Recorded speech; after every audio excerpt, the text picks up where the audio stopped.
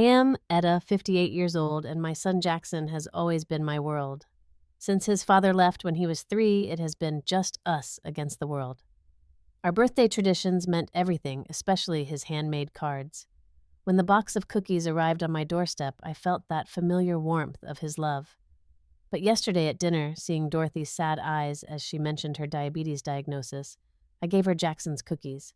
When he called this morning asking how I enjoyed them, I answered honestly. The silence that followed shattered my heart. If you have ever unintentionally hurt someone you love, please like and subscribe and let me know in the comments where you're watching from. Let's talk about those moments we wish we could take back. Life as a single mother wasn't what I had pictured for myself. When Jackson's father walked out that rainy Tuesday morning, leaving nothing but a hastily written note and a half-empty closet, I found myself alone with a 3-year-old boy and a mountain of uncertainty. I was 25 then, working part-time at the local elementary school as a teacher's aide, barely making ends meet. But Jackson's smile, the way his eyes lit up when he saw me after school each day, gave me the strength to push forward. We moved into a small 2-bedroom apartment on the outskirts of town. It wasn't much, but I turned it into a home filled with love. Every night I would read to Jackson until he fell asleep, his little hand clutching my finger.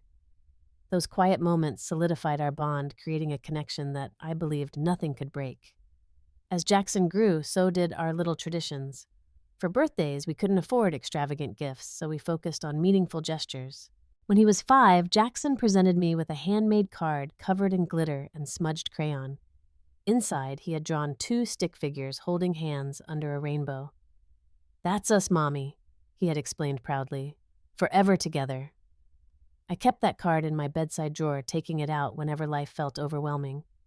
By the time Jackson reached high school, he had grown into an exceptional young man. Intelligent, compassionate, and with a quiet determination that reminded me so much of myself. He excelled in his studies, particularly science and mathematics, earning a scholarship to State University, where he pursued engineering. Through all his accomplishments, he never forgot our traditions. Each birthday, no matter how busy college life became, he would create something special for me. One year, it was a photo album of our memories. Another year, a carefully crafted poem that made me cry happy tears. Then, Jackson met Samantha during his final year of college. She was studying architecture, brilliant and ambitious. When he first brought her home, I tried to be welcoming. Samantha was polite, complimenting my home and asking thoughtful questions about my teaching career. I had been promoted to a full-time position by then, teaching 4th grade at the same elementary school where I had started as an aide. But beneath Samantha's pleasantries, I sensed a reserve. She maintained a careful distance, smiling but rarely engaging in deeper conversation. At first, I blamed myself, wondering if I was being overly sensitive or not trying hard enough. But as their relationship progressed, I noticed how Jackson's attention gradually shifted. Phone calls became less frequent, visits shorter. Our traditions began to take a back seat to his new life. The engagement announcement came 2 years later. I was happy for Jackson, truly I was, but I couldn't ignore the knot of anxiety forming in my stomach. The wedding planning introduced me to Samantha's parents, particularly her mother, Dorothy. Where I was soft-spoken and accommodating, Dorothy was loud and demanding. She dominated conversations, dismissing others' opinions with a wave of her manicured hand. At the rehearsal dinner, she corrected my table manners in front of everyone, causing a flush of embarrassment to creep up my neck. Dorothy approached motherhood differently than I had. She believed in strict discipline and high expectations. According to her frequent stories, Samantha had been enrolled in piano lessons, ballet, and advanced language courses before she could properly tie her shoes. Dorothy never missed an opportunity to mention how successful Samantha had become thanks to her proper upbringing. The implication that my more nurturing approach was somehow inferior hung in the air unspoken. After the wedding, Jackson and Samantha bought a house halfway between our 2 families. Geographically, it seemed fair. Emotionally, it felt like another step away from me. They hosted alternating holiday gatherings, carefully balancing time between both sides. I noticed how Jackson seemed more comfortable in Dorothy's ornate dining room than in my modest living room. He had developed a taste for fine wines and gourmet foods, things I had never been able to provide. As my 58th birthday approached, I found myself wondering if our birthday traditions would hold. Jackson had been increasingly busy with his new promotion at the engineering firm. Our weekly calls had dwindled to brief check-ins, often while he was commuting or multitasking. Samantha rarely joined these conversations, always busy with her own architectural projects or social engagements. My life had become quieter as retirement loomed on the horizon. After 30 years of teaching, I was preparing to step away from the classroom. My colleagues had planned a small retirement party, but my heart wasn't in the celebration. Without Jackson's daily presence in my life, I felt adrift, unsure of my purpose moving forward. For my birthday, I wanted nothing elaborate, just time with my son, perhaps, reminiscing about our journey together. A simple dinner, maybe, at the Italian restaurant we used to visit on special occasions when he was growing up. I didn't need expensive gifts or grand gestures, just the reassurance that despite the new people in his life, I still held a special place in his heart. Little did I know that the simple box of cookies arriving on my doorstep would become the catalyst for exposing all the insecurities and misunderstandings that had been building since Jackson's marriage. Sometimes the smallest gestures carry the greatest weight, and the most painful lessons come wrapped in the most innocent packages. My birthday morning arrived with little fanfare. I woke to the familiar sound of birds outside my bedroom window. The same view I'd had for the past 15 years since I purchased my small ranch-style home. Sunlight filtered through the blinds, creating stripes across my quilt as I stretched and reached for my phone on the nightstand. Several text messages had arrived overnight, friends and colleagues sending well wishes for the day. "Happy birthday, at a lunch soon," from my friend Laura. "Wishing you a wonderful day, Ms. Reynolds," from Amy, a former student now in college. "Happy birthday to my favorite teacher. Enjoy your day," from the school principal. I scrolled through them with a small smile, grateful for the thoughtfulness, but my eyes kept returning to the notification screen, searching for the one name that mattered most. Jackson hadn't called or texted yet. I told myself it was still early, that he was probably busy getting ready for work or had planned to call later. Still, a small pang of disappointment settled in my chest as I got up to start my day. My morning routine was unchanged, despite the special date. Coffee brewed while I showered toast and fruit for breakfast as I scanned the newspaper. I had taken the day off from school, a small gift to myself amid the end-of-year chaos. With no specific plans, I decided to tackle some gardening, hoping the physical activity would distract me from checking my phone every few minutes. By midday, my flower beds looked immaculate, but Jackson still hadn't called. I was kneeling in the front yard, pulling the last few weeds when the delivery truck pulled up to the curb. The driver approached with a medium-sized box asking for my signature. "Special delivery for Etta Reynolds," he said cheerfully, handing me the electronic pad to sign. "Thank you," I replied, taking the unexpected package. It was lightweight, wrapped in brown paper with my address neatly printed on the label. No return address, just a small heart drawn in the upper corner. Back inside, I set the box on my kitchen table and carefully unwrapped it.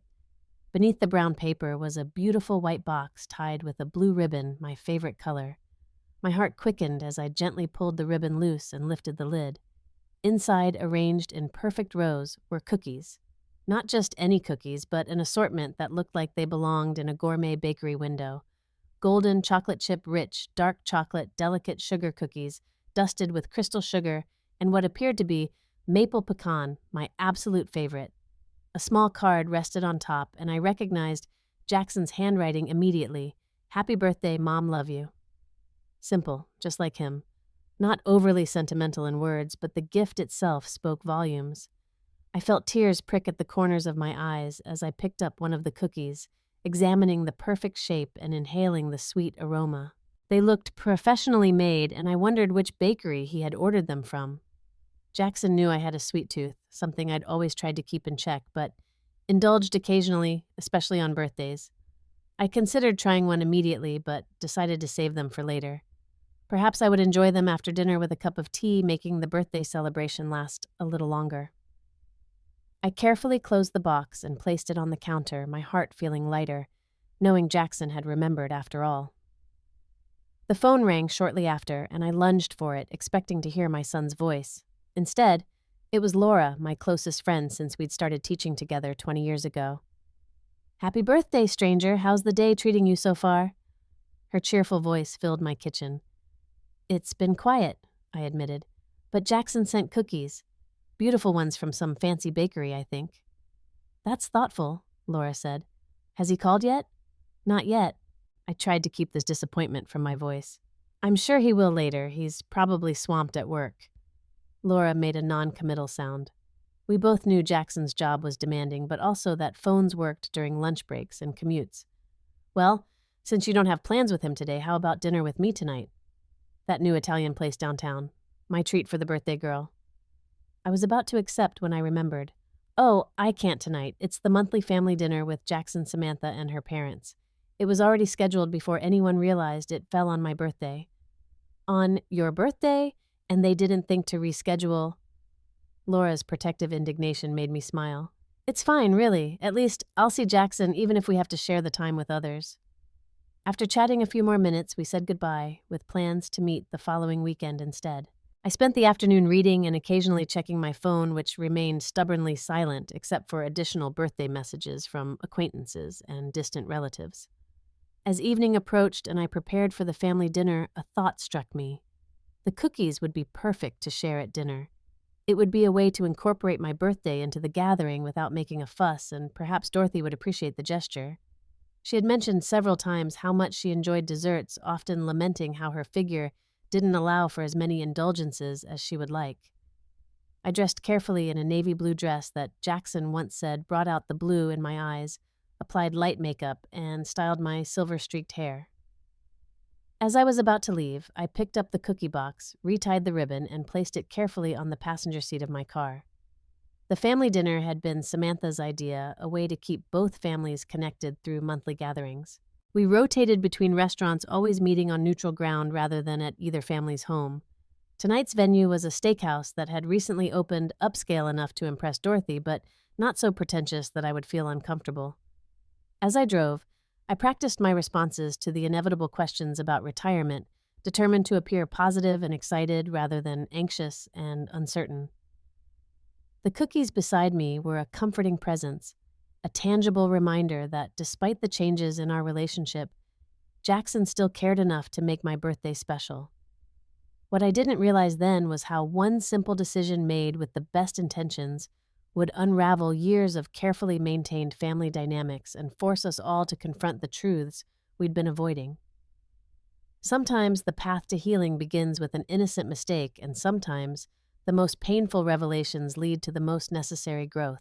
The restaurant was buzzing with early dinner patrons when I arrived, the soft lighting and dark wood interior creating an atmosphere of comfortable elegance. I spotted Samantha's parents already seated at a corner table, Dorothy's perfectly coiffed silver hair catching the light as she gestured to the waiter. Her husband Robert sat quietly beside her, his usual position as silent supporter to his wife's dominating presence. I took a deep breath, clutching the cookie box, and made my way through the maze of tables. Dorothy noticed me first, her appraising gaze taking in my appearance with barely concealed criticism. "Etta, there you are," she said, not bothering to rise for a greeting. "We were beginning to wonder if you'd forgotten." "The reservation was for 6:30, I replied, gently checking my watch. "It's only 6:25. Robert stood and pulled out a chair for me. "You look lovely tonight, Etta, and happy birthday." His kind smile was a welcome contrast to his wife's frosty reception. "Thank you, Robert. That's very kind." I placed the cookie box on the edge of the table as I sat down. Dorothy's eyes immediately fixed on the package. "What's that you've brought?" Before I could answer, Samantha arrived, looking harried but professional in her tailored pantsuit. "Sorry I'm late, the client meeting ran over." She leaned down to kiss her mother's cheek, then her father's, before giving me a brief but polite hug. "Happy birthday, Etta." "Thank you, dear." I felt a small warmth at her remembrance. "Jackson's running about 15 minutes behind," Samantha explained, taking the seat across from me. "He texted that there was an emergency at the site, but he's on his way now." Dorothy immediately launched into questions about Samantha's work, barely acknowledging my presence, as they discussed architectural details that went over my head. Robert occasionally tried to include me in the conversation, asking about my plans for retirement, but Dorothy would inevitably steer the discussion back to Samantha's achievements. When Jackson finally arrived breathless and apologetic, the tension in my shoulders eased slightly. He kissed my cheek and whispered, "Happy birthday, Mom," before greeting the others and taking his seat beside Samantha. The waiter arrived to take our drink orders. and the conversation shifted to menu options. As we deliberated between appetizers, Dorothy sighed dramatically. Everything looks so wonderful, but I should be good. The doctor says my blood sugar has been concerning lately. She patted her slim stomach. Apparently, I'm pre-diabetic. Can you believe it? I've always been so careful with my diet. That's difficult news. I sympathized, genuinely concerned. Health scares were frightening at our age, regardless of personal differences. Are you on medication? Dorothy nodded solemnly. And a strict diet. No sweets, very limited carbs. It's been absolute torture, especially since I've always had such a sweet tooth. She eyed the bread basket longingly as the waiter set it on the table. Mother, the doctor said moderation, not complete elimination, Samantha reminded her gently. You can have a small piece of bread. It's just not the same when you're counting every bite, Dorothy lamented. You young people have no idea how your body betrays you as you age. As the meal progressed, Dorothy continued to reference her dietary restrictions, sighing over the dessert menu when it arrived and making a show of ordering just a black coffee. The others chose various desserts, with Jackson selecting a chocolate lava cake that we used to share on special occasions when he was younger. Watching Dorothy's wistful expression as she stirred her coffee, I suddenly remembered the cookies. Without thinking through the implications, I reached for the box. Dorothy, I actually have something you might enjoy. I pushed the beautiful white box toward her. Jackson sent these cookies for my birthday, but I'd like you to have them, since you're missing out on dessert tonight. Dorothy's eyes widened with surprise and pleasure. Oh, how thoughtful of you, Etta. She opened the box and gasped appreciatively at the array of cookies. These look absolutely divine. I noticed Jackson's head snap up, a strange expression crossing his face, but before he could speak, Dorothy continued. Are you certain you want to part with them? They look quite special. I shrugged, smiling. I can always get cookies. Jackson knows where to find the best ones, but it would make me happy if you enjoyed them, especially with your new restrictions. Perhaps just one, as a small treat. Dorothy needed no further encouragement, selecting a chocolate cookie and taking a delicate bite. This is exquisite. She closed the box reluctantly after that single indulgence. I'll save the rest for when I can enjoy them properly. Perhaps share them with Robert. Jackson remained oddly quiet, his dessert largely untouched.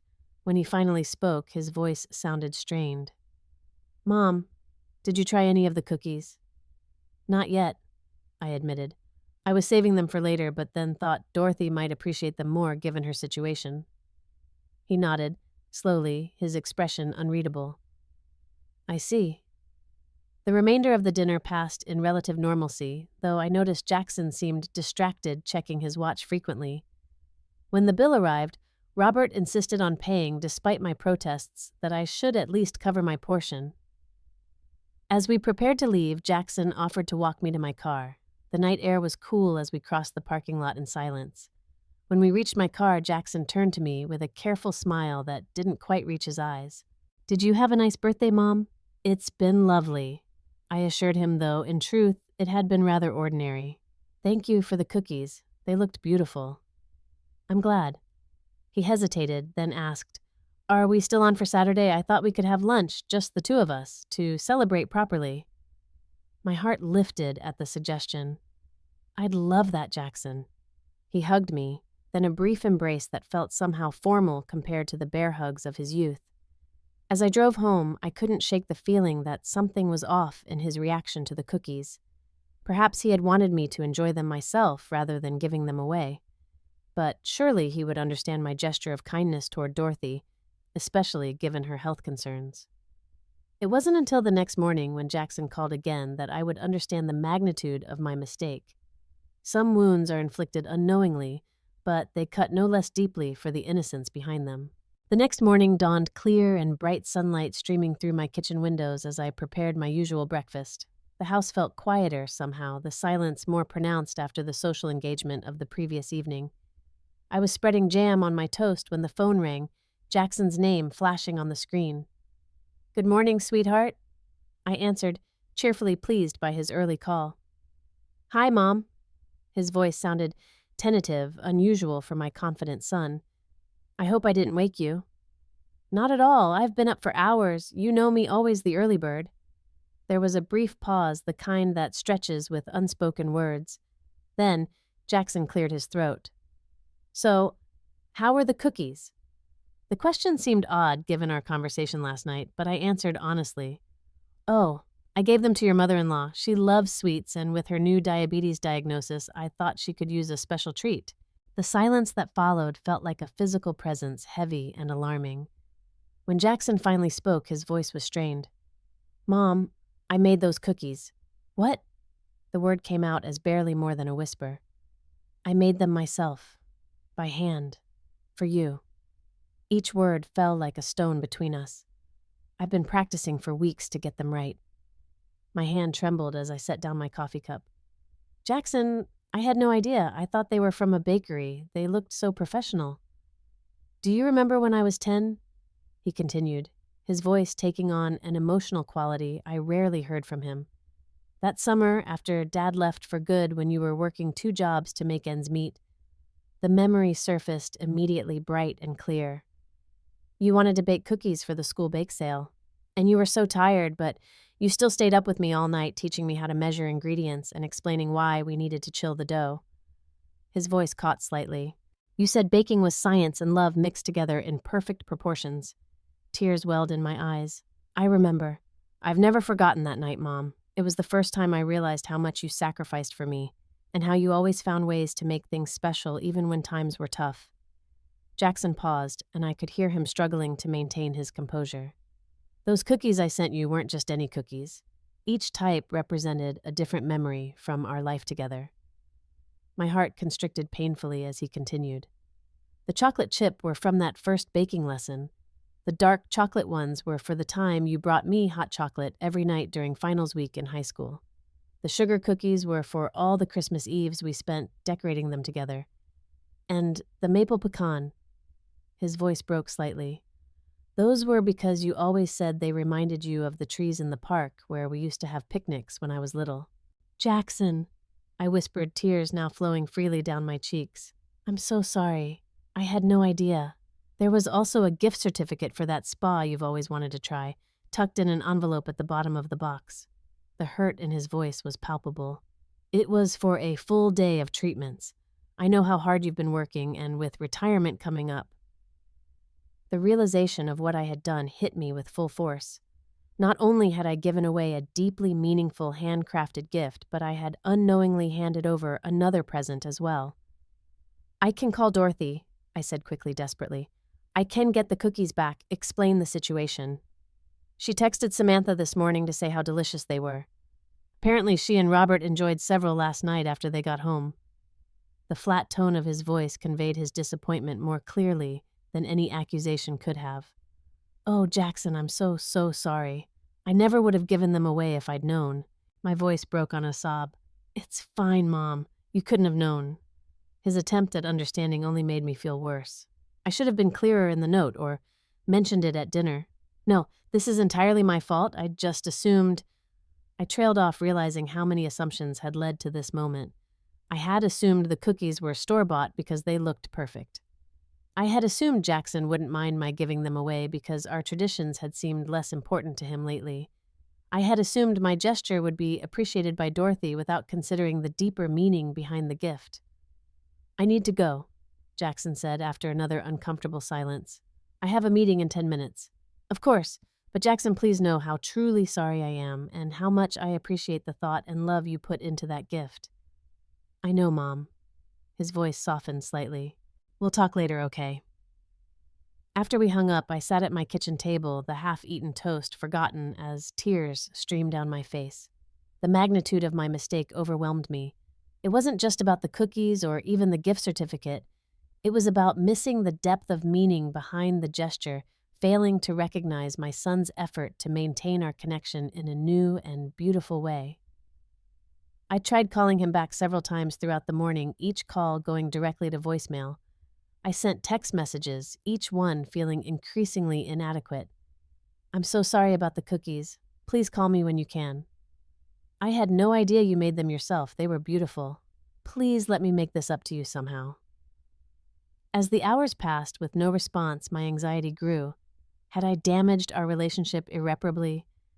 The thought was unbearable. By mid-afternoon, I couldn't stand the silence any longer. I grabbed my purse and car keys, determined to speak to Jackson in person, to make him understand how deeply I regretted my thoughtless action. Sometimes we don't realize how much something means to us until we've carelessly given it away. And sometimes the path to reconciliation begins with facing the full truth of our mistakes, no matter how painful that truth might be. The 20-minute drive to Jackson and Samantha's house felt like an eternity. My hands gripped the steering wheel too tightly, my thoughts racing between rehearsing apologies and imagining worst-case scenarios. What if this mistake was the final straw in our already strained relationship? What if Jackson decided I didn't deserve his thoughtful gestures anymore? Their home sat in a quiet suburban neighborhood, a modern two-story with a carefully landscaped front yard. I had helped them plant the flowering cherry tree that now stood sentinel by the front walk, a housewarming gift that Jackson had said reminded him of the tree in our old backyard where he had built his first treehouse. I parked at the curb and sat for a moment, gathering my courage. The house looked quiet, but Samantha's car was in the driveway.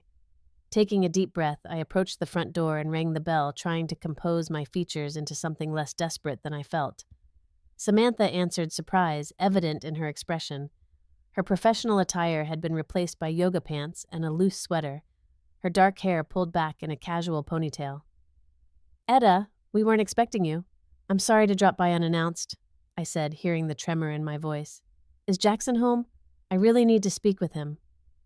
Her expression shifted to something I couldn't quite read. Not hostile, but guarded. "He's not here. He went for a drive to clear his head." She hesitated, then stepped back. "But you can come in if you'd like. He shouldn't be too long." I followed her into their immaculate living room, noticing how the space reflected both their personalities. Jackson's engineering books shared shelves with Samantha's architectural journals. Family photos lined the mantel, including several of our small family from Jackson's childhood positioned right alongside portraits from Samantha's side. "Can I get you something to drink?" Samantha offered, gesturing for me to sit on their gray sectional sofa. "Just water, thank you." I perched on the edge of the sofa, feeling uncomfortably like a visitor rather than family. Samantha returned with 2 glasses of water sitting across from me in an armchair. An awkward silence settled between us, broken only when she finally spoke. "He told me what happened with the cookies." I flinched, slightly embarrassment washing over me anew. "I made a terrible mistake. I had no idea he made them himself." Samantha studied me for a moment, her expression unreadable. "He spent 3 weekends perfecting those recipes, you know." The revelation was like a physical blow. 3 weekends? She nodded, setting her water glass down carefully on a coaster. The first batch of maple pecan were too sweet. The second batch crumbled. He was determined to get them exactly right. Fresh tears threatened, and I blinked rapidly to hold them back. I had no idea. He wanted everything to be perfect. Samantha leaned forward slightly. "Jackson's been worried about you with retirement coming up. He thought the spa day would help you relax, and the cookies would remind you of happy memories. The thoughtfulness behind the gift made my careless disposal of it even more painful. I've been trying to call him all day. He's not answering." "He needs time," Samantha said simply. "Jackson doesn't show it often, but he feels things deeply." I nodded, remembering how, as a child, he would retreat into silence when hurt, processing his emotions privately, before emerging with his usual sunny disposition. Some things never changed, even in adulthood. "I should have recognized how special the gift was," I admitted, "but lately it's felt like there's been so much distance between us. I guess I assumed the cookies were just a quick, store-bought gift." Samantha's expression softened slightly. "He's been busy with the new project, but he's been planning your birthday surprise for weeks. I helped him research recipes and test ingredients." The revelation that Samantha had been involved in the planning struck me. I had always assumed she was indifferent to my relationship with Jackson, perhaps even preferring to keep me at a distance. But here she was, admitting to helping create a meaningful gift for me. "I've misjudged a lot of things, it seems," I said quietly. Before Samantha could respond, her phone chimed with a text message. She glanced at it, her expression tightening. "It's my mother." Something in her tone made me look up sharply. "Is everything okay?" Samantha held up the phone, showing me the message, "These cookies are divine." Etta had no idea what she gave up. Lucky me. My stomach clenched. She knew. She knew they were special. Apparently. Samantha's voice was flat. My mother has always been competitive with you. Competitive with me, but why? Samantha set the phone down with a sigh. She's always felt threatened by your relationship with Jackson. How close you two are, the special bond you share. My mother is used to being the center of attention, the most important person in the room. As this new perspective settled in, the phone rang. Samantha answered it, her expression darkening as she listened. Yes, Mother. No, I don't think that's appropriate because it would be hurtful, that's why. I could hear Dorothy's voice high and insistent on the other end, though I couldn't make out the words. Samantha's responses became increasingly tense. Mother, you knew those cookies were handmade by Jackson. You knew they were a special gift for Etta's birthday.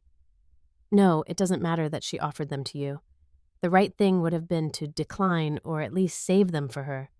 I don't care about your diet restrictions. This isn't about that. Finally, Samantha held the phone out to me. She wants to speak with you. With trepidation, I took the phone. Hello, Dorothy. Etta, dear. Dorothy's voice dripped with false sweetness. I wanted to thank you again for those delicious cookies.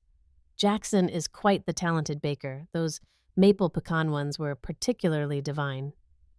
The deliberate mention of the cookie type that held such special significance made my blood boil. You knew they were handmade by Jackson. Well, of course. He mentioned working on them when we had dinner last month. I simply assumed you wouldn't appreciate the effort as much as I would. After all, you gave them away so casually. Her smug tone made her enjoyment of the situation clear. That was my mistake, I said, struggling to keep my voice level. A mistake made from ignorance, not indifference. I had no idea Jackson made them himself. Perhaps if you were more involved in his life, you would have known. Dorothy suggested the barb, thinly veiled as concern. Something inside me snapped.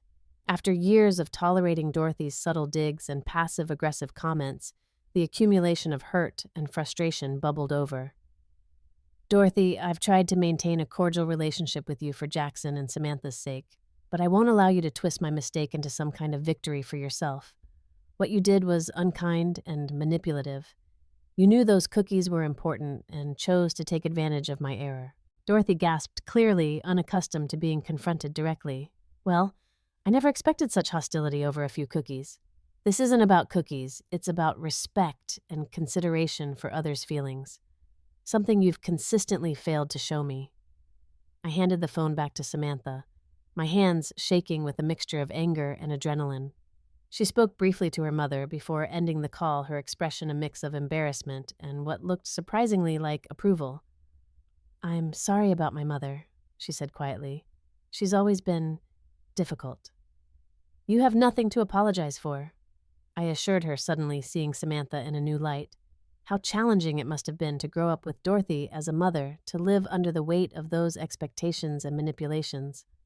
Perhaps her reserve wasn't directed at me personally, but was a protective shell developed over years of navigating her mother's difficult personality.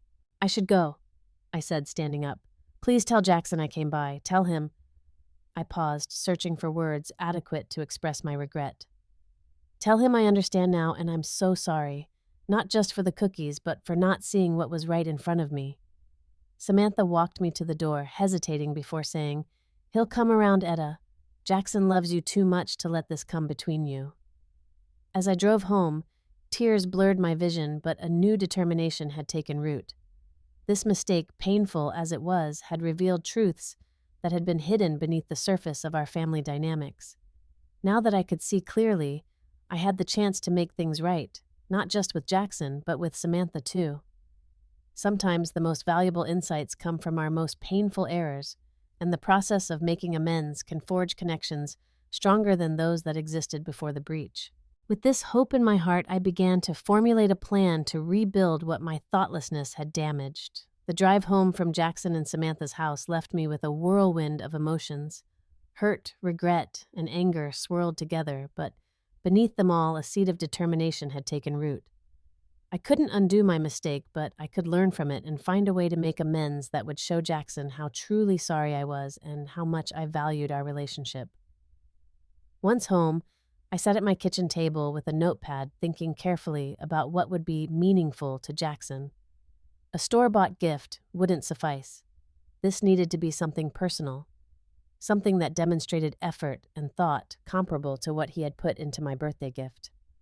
The phone rang, interrupting my brainstorming. It was Laura checking in after yesterday's birthday dinner.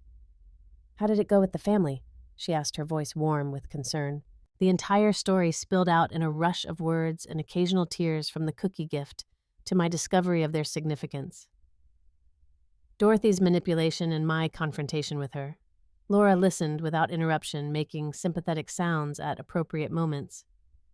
"Oh, Etta," she said when I finally ran out of words. "What a mess. I've ruined everything." I admitted the fear that had been lurking beneath the surface, finally verbalized. Jackson put so much thought and love into that gift, and I just handed it away without a second thought. "You made a mistake," Laura said firmly. "A completely understandable one. You didn't know they were homemade. But I should have known. I should have realized Jackson wouldn't just send store-bought cookies. He's always been so thoughtful." My voice broke slightly. "What does it say about me that I didn't even consider the possibility?" Laura was silent for a moment before answering carefully. "Maybe it says something about how you've been feeling lately, disconnected, like you're less important in Jackson's life since the wedding." Her gentle insight struck home. "Is it that obvious? To someone who's known you for 20 years? "Yes," Laura's voice softened. "You've been pulling back Etta, making assumptions about where you fit in his life now. Maybe subconsciously you didn't expect a meaningful gift because you've convinced yourself you're no longer a priority to him." The truth of her words stung, but I couldn't deny them. I've felt so replaced. By Samantha, by her family, by this new life he's building that seems to have less and less room for me. "Have you talked to him about how you feel?" I sighed, remembering all the times I'd swallowed my hurt feelings, determined not to be the clingy mother who couldn't let go. "No, I didn't want to burden him or make him feel guilty for moving forward with his life. So instead, you've been pulling away, creating the very distance you're afraid of." Laura's observation wasn't accusatory, just matter of fact, and Jackson probably has no idea why. "You're right," I admitted, "but how do I fix this now after I've literally given away his gift?" "You start by being honest. About the mistake, yes, but more importantly, about the feelings behind it." Laura paused. "And then you show him through actions, not just words, that you understand what he was trying to do and that you value it." After we hung up, I returned to my notepad with renewed purpose. If Jackson had created cookies that represented our shared memories, perhaps I could create something similar. A tangible representation of our history together that acknowledged the past while looking toward the future. The idea came to me suddenly. A memory book, but not just any scrapbook. I would recreate as many of the special moments Jackson had referenced in his cookies as possible, complete with photos, recipes we had used together, and my own handwritten reflections on those times. I spent the remainder of the day gathering materials. I dug through old photo albums, finding pictures of Jackson's first baking attempt. His focused expression as he carefully measured flour, his proud smile displaying the finished cookies. I found images from our Christmas baking traditions, snapshots from our park picnics under the maple trees, and photos from his high school graduation when I had surprised him with his favorite dark chocolate cookies. At the craft store, I purchased a beautiful leather-bound album, decorative paper, and embellishments. Though I had never been particularly crafty, I was determined to create something beautiful, something that showed the same level of care and attention that Jackson had put into his gift. Back home, I also attempted to recreate Jackson's maple pecan cookies following a recipe I found online. The first batch burned, the second spread too thin. By midnight, my kitchen was a disaster of flour, sugar, and failed attempts, but I refused to give up. This wasn't just about cookies anymore. It was about proving to myself and to Jackson that I was willing to put in the effort to step outside my comfort zone for him, just as he had done for me. The next morning, exhausted but determined, I recorded a video message on my phone. No scripts, no rehearsed speech, just raw honesty. "Jackson," I began, my voice thick with emotion. I can't begin to express how sorry I am about the cookies, not just for giving them away, but for failing to recognize the love and thought behind them. I've been feeling so disconnected from your life lately, and instead of talking to you about it, I've been pulling away, making assumptions that aren't fair to you or to Samantha. I wiped away tears as I continued. I'm trying to make cookies like yours and failing miserably, which only makes me appreciate your effort even more. I'm creating something for you that I hope will show you how much our memories mean to me, too. But, more importantly, I want you to know that I'm here, really here, ready to be part of your life in whatever way works for all of us. I love you, son. Please call me when you're ready to talk. I packaged the video, the memory book in progress, and my best attempt at maple pecan cookies into a care package, and drove to Jackson's office. Rather than confronting him directly, I left it with the receptionist, asking her to deliver it when Jackson was alone. Days passed with no response. Each ring of the phone sent my heart racing, only to plummet when it wasn't Jackson calling. I continued working on the memory book, finding the process unexpectedly therapeutic. Each photo I selected, each memory I documented, helped me reconnect with the joy and love that had always been the foundation of our relationship. A week after the cookie incident, I ran into Samantha at the local grocery store. I almost didn't see her focused as I was on selecting apples until she spoke. "Etta, I thought that was you." I turned surprised to find Samantha standing there with a shopping basket over her arm. She looked different somehow, more approachable in jeans and a casual sweater than in her usual professional attire. "Samantha, hello." I felt suddenly awkward, unsure of where we stood after my confrontation with Dorothy. "How are you doing?" she asked, and something in her tone suggested genuine concern rather than mere politeness. "I've been better," I admitted. "Has Jackson said anything about the package I left at his office?" Samantha nodded. "He showed me the video, and the memory book you're working on." She hesitated. "It's really beautiful, Etta, especially the page about the treehouse." Relief flooded through me. He's seen it then, but he hasn't called. "Jackson processes things in his own time," Samantha said, shifting her basket to her other arm. "But I want you to know I've been talking to him. About family, about making space for relationships that matter." I studied her face, seeing a sincerity I had perhaps missed before. "Thank you for that." "I never wanted to come between you two," she continued. "Actually, I've always admired your relationship. The way you supported him through college, how you taught him to be both strong and sensitive. My mother's approach was different." The vulnerability in her admission touched me. "Dorothy is very proud of you, and with good reason. You're an accomplished, intelligent woman." "She's proud of what I achieved, not necessarily who I am," Samantha clarified. "There's a difference, one I've only recently come to understand." In that moment, something shifted between us. I saw beyond the reserved, perfectionist exterior to the woman my son had fallen in love with, someone who understood the difference between achievement and acceptance, between pride and love. "Would you like to get coffee?" I asked impulsively. "If you have time." Surprise flickered across her face, followed by a genuine smile. "I'd like that very much." Over lattes at the cafe next to the grocery store, Samantha and I talked more openly than we ever had before. She shared stories from her childhood, the pressure she had always felt to excel, the competitive dynamic her mother had created between her and her siblings. I told her about raising Jackson alone, my fears and doubts, the mistakes I had made along the way. "He talks about you all the time, you know," Samantha said as our conversation wound down.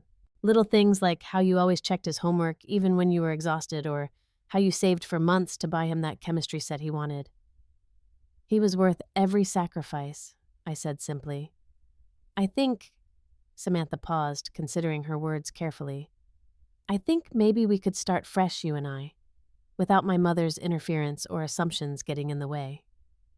"I'd like that very much," I replied, reaching across the table to squeeze her hand briefly.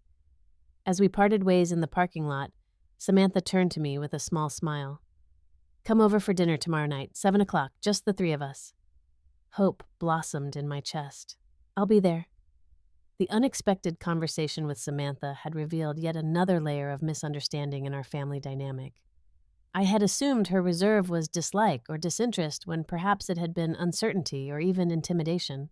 How many other assumptions had I made about Jackson about his place for me in his life that were equally unfounded? As I drove home, I realized that the path to reconciliation wasn't just about making amends for the cookie incident. It was about rebuilding relationships on a foundation of honest communication and genuine understanding. The cookies had been a catalyst exposing cracks that had been forming for years.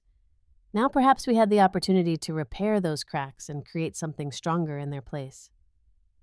The next evening, I stood on Jackson and Samantha's doorstep at exactly 7 o'clock, a bottle of wine in one hand and the completed memory book in the other. I had spent all day finishing it, adding final touches to each page and writing a heartfelt letter on the inside cover expressing my love for Jackson and my hopes for our relationship moving forward. Samantha answered the door with a warm smile that eased some of my nervousness. "Right on time? Come in, everything's almost ready." The house smelled wonderful, a familiar aroma that I couldn't immediately place. Samantha led me to the dining room, which had been set with their best dishes and candles.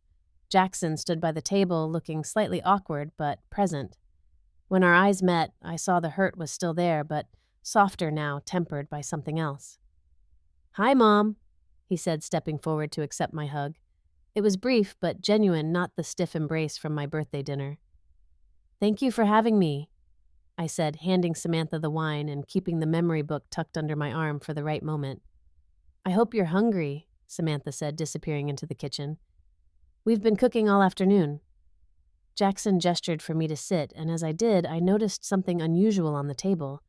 Instead of the bread basket I expected, there was a plate of cookies. Not just any cookies, but clearly homemade ones, slightly irregular in shape. "Are those—" I began, a lump forming in my throat. Jackson nodded. "Maple pecan. Samantha and I made them today. They're not as good as the ones I made for your birthday, but—" He shrugged, a small smile playing at his lips. "We thought it was appropriate." Tears pricked at my eyes.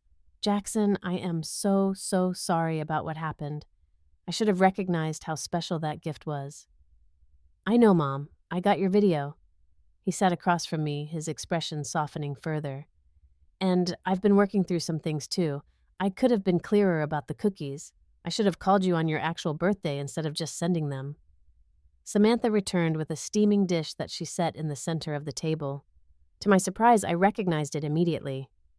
"Is that my lasagna recipe?" The one I had made for every special occasion throughout Jackson's childhood. Samantha nodded, looking pleased with herself. "Jackson said it wouldn't be a proper reconciliation dinner without it. We found your recipe in the box of recipe cards you gave us for a wedding present." "I haven't made this in years," I admitted, touched by the gesture. "Well, we followed your instructions exactly," Jackson said, serving generous portions onto each plate, though I think we were a bit heavy-handed with the garlic. The dinner conversation flowed more naturally than I had expected, focusing on neutral topics like Jackson's work projects and Samantha's latest architectural commission. As we finished the main course, I finally presented the memory book. "I made this for you," I said, sliding it across the table, "to show you that I treasure our memories just as much as you do." Jackson opened the book carefully, his expression growing more emotional as he turned the pages. Samantha moved her chair closer to look over his shoulder, her hand resting supportively on his back. "Mom, this is incredible," he said finally, his voice thick. "The treehouse pictures. I hadn't seen these in years." "I found them in the old albums in the attic," I explained. "And that recipe card there is the original one we used for your first baking lesson. It still has the flour stains from when you got excited and threw the measuring cup in the air." Jackson laughed, a genuine sound that eased something tight in my chest. "I remember that. You didn't even get mad, just said we were making the kitchen magical with fairy dust." "Because that's what my mother always told me when I made messes baking," I said, the memory surfacing unexpectedly. "I never told you that before, did I?" As Jackson continued through the book, we shared stories and memories, some familiar, others long forgotten. Samantha listened attentively, occasionally asking questions or sharing her own observations.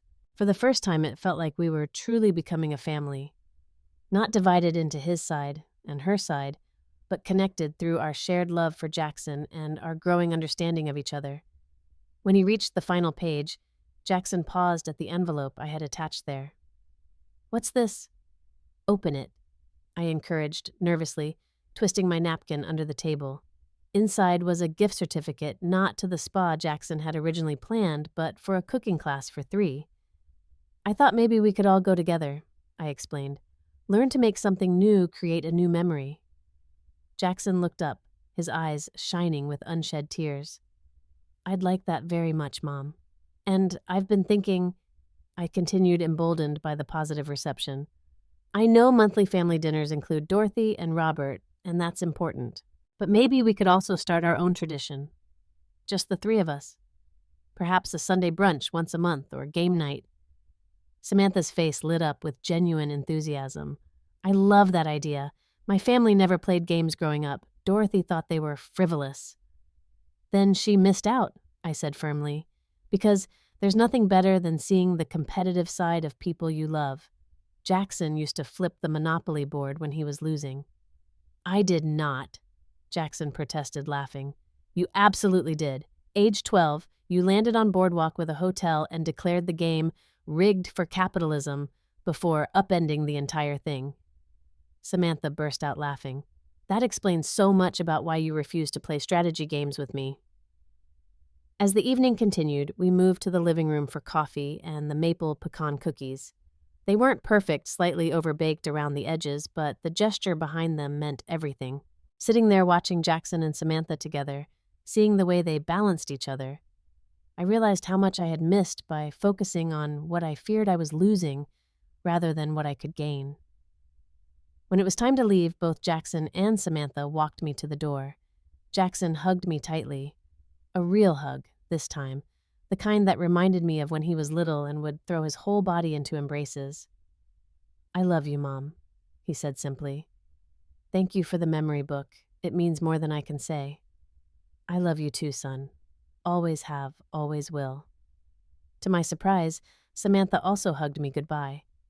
This was nice, she said quietly. Really nice. As I drove home, I felt lighter than I had in months, perhaps years. The cookie incident, painful as it had been, had forced us to confront issues that had been simmering beneath the surface. Dorothy's manipulation had been exposed. Samantha and I had begun to build a genuine relationship, and Jackson and I had reaffirmed the bond that had always been our strength. 1 month later, we celebrated what we jokingly called my rebirth day. Jackson and Samantha came to my house bringing a homemade cake and presents wrapped in colorful paper. We played board games, laughed until our sides hurt, and planned a summer vacation together at the beach house we used to rent when Jackson was a child. Dorothy remained a challenge, her competitive nature and critical comments still appearing at monthly family dinners. But with our new understanding, Samantha Jackson and I had developed subtle signals to support each other through difficult moments. And I had learned to set firmer boundaries, no longer tolerating Dorothy's attempts to undermine my relationship with my son. More importantly, I had learned to communicate honestly about my feelings instead of making assumptions. I discovered that Jackson had been afraid too, worried that I would feel abandoned as he built his new life, uncertain how to include me without making Samantha feel secondary. By talking openly about these fears, we found solutions together, creating new traditions while honoring the history that had brought us to this point. The cookies that had caused such pain became a symbol of our growth. Each year on my birthday, Jackson now makes a special batch, and we enjoy them together, reminiscing about old memories and creating new ones. The simple maple pecan recipe has expanded to include variations that represent new milestones: chocolate chunk for Samantha's first big architectural award, lemon for my retirement celebration, cinnamon for the day we learned they were expecting my first grandchild. Life rarely offers perfect resolutions to our mistakes. Relationships require constant nurturing, honest communication, and willingness to adapt. But sometimes, the most painful missteps lead us to the most beautiful destinations, forcing us to confront truths we've been avoiding and opening doors to connections deeper than we imagined possible. If there's one lesson I've learned through all of this, it's that family isn't defined by blood or tradition alone. It's built daily through small acts of love, through apologies offered and accepted, through the willingness to see each other as we truly are, rather than as we fear or assume the other to be. It's found in maple pecan cookies, shared around a table in memory books created with loving hands and in the laughter that turns even ordinary moments into treasured memories. Have you ever made a mistake that ended up transforming a relationship in unexpected ways? Or discovered that what seemed like a catastrophe was actually the beginning of something beautiful?